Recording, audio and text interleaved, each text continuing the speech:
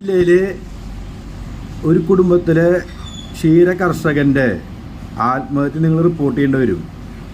തൃശ്ശൂർ ജില്ലയിൽ 3 പശുക്കളെ വളർത്തി ഉപജീവന മാർഗം കൊണ്ട് നടക്കുന്ന ഒരു മനുഷ്യൻ പോലീസ് സ്റ്റേഷനിലേക്ക് കയറി ഇറങ്ങണ്. പേരാമംഗലം പോലീസ് സ്റ്റേഷനിലേക്ക് വിളിക്കുക. പശുവിനെ വളർത്തിയതിനുണ്ടാ, കൊലപാതകം ചെയ്തതിനല്ല. ഇത് സീരിയസ് ആയിട്ട് കണ്ടോ നിങ്ങൾ?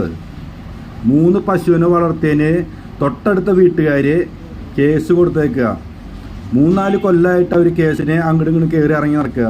പോലീസ് സ്റ്റേഷനിൽ ചെല്ലുക, ഇപ്പോൾ ശരിയാക്കാം, അത് ശരിയാക്കി എല്ലാം ശരിയാക്കി സെറ്റാക്കി വളർത്തി 3 പശുക്കളെ കൊണ്ട് നടക്കുന്ന ആ മനുഷ്യൻ, നിങ്ങൾ ഓർക്കണം കേട്ടോ അത് സംഭവം.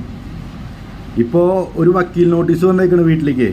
5 ലക്ഷം രൂപ അയാൾക്ക് കൊടുക്കാം നഷ്ടപരിഹാരമായിട്ട്. ഏതോ ഒരു വക്കീൽ അയച്ചേക്കണ്. പേരും ഡീറ്റെയിലൊക്കെ ഞങ്ങളുടെ കയ്യിലുണ്ട്, എൻ്റെ കയ്യിലുണ്ട്, തന്നിട്ടുണ്ട്. അവർ ഫോട്ടോ അയച്ചു തന്നിട്ടുണ്ട്. 5 ലക്ഷം രൂപ 3 ദിവസത്തിൻ്റെ ഉള്ളിൽ നഷ്ടപരിഹാരമായിട്ട് കൊടുക്കണമെന്ന്. റീസൺ അതിൽ പറഞ്ഞിട്ടുള്ളത് വേറൊന്നല്ല, അവർക്ക് ഈ ചാണത്തിൻ്റെയും മൂത്രത്തിൻ്റെയും മറ്റേ ചാണാപ്പൊടിയുടെ ഒക്കെ സ്മെല്ലടിച്ചിട്ട് ആൾക്ക് ശ്വാസസംബന്ധമായ എന്തോ അസുഖം ഉണ്ടായി, എന്തോ ഭയാനകമായ ഒരു സംഭവം ഉണ്ടായി എന്നൊക്കെ പറഞ്ഞിട്ടാണ് കോടതിയിൽ നിന്ന് ഇത് വന്നിട്ടുള്ളത്. നോട്ടീസ് കോടതിയിൽ നിന്നല്ല, വക്കീൽ നോട്ടീസ് അയച്ചിട്ടുള്ളത്. 5 ലക്ഷം റുപ്യ അയക്കാൻ പറഞ്ഞിട്ട്, കൊടുക്കാൻ പറഞ്ഞിട്ട്. ഈ സാധാരണ ഈ കുടുംബത്തിന് ഇത് കണ്ടു കഴിഞ്ഞാൽ അവിടുത്തെ ആർക്കെങ്കിലും വല്ല അറ്റാക്കും വരും. 3 ദിവസം കൊണ്ട് അവർക്ക് ഇതിനെക്കുറിച്ചൊന്നും അറിയില്ല. വക്കീൽ നോട്ടീസൊക്കെ ആദ്യമായിട്ട് കാണുന്ന ആൾക്കാരാവും, സാധാരണ ആൾക്കാരാട്ടാ. ഇതിന് ഈ കർഷകരും ഗവൺമെൻറ്റും ഇതൊന്നും ഇവരൊന്നും പഞ്ചായത്ത് ആരും ഇതിൽ ഇടപെടുന്നില്ലേ. വല്ല പ്രശ്നങ്ങളോ വല്ല കാര്യങ്ങളോ എന്തെങ്കിലും ഉണ്ടെങ്കിൽ ഞാൻ നേരിട്ട് പോയി കണ്ടിട്ടുള്ള സംഭവം. അത് ഒരു കുഴപ്പമില്ല. അവിടെ എന്തെങ്കിലും മാറ്റങ്ങൾ എന്തെങ്കിലും വരുത്തണം എന്നുണ്ടെങ്കിൽ അത് ഗവൺമെൻറ്റിൻ്റെ തലത്തിൽ ആരെങ്കിലും ഒന്ന് വന്ന്, പഞ്ചായത്ത് ആരെങ്കിലും ഒന്ന് വന്ന് അതിൻ്റെ കാര്യങ്ങൾ പറഞ്ഞു കൊടുക്കുക.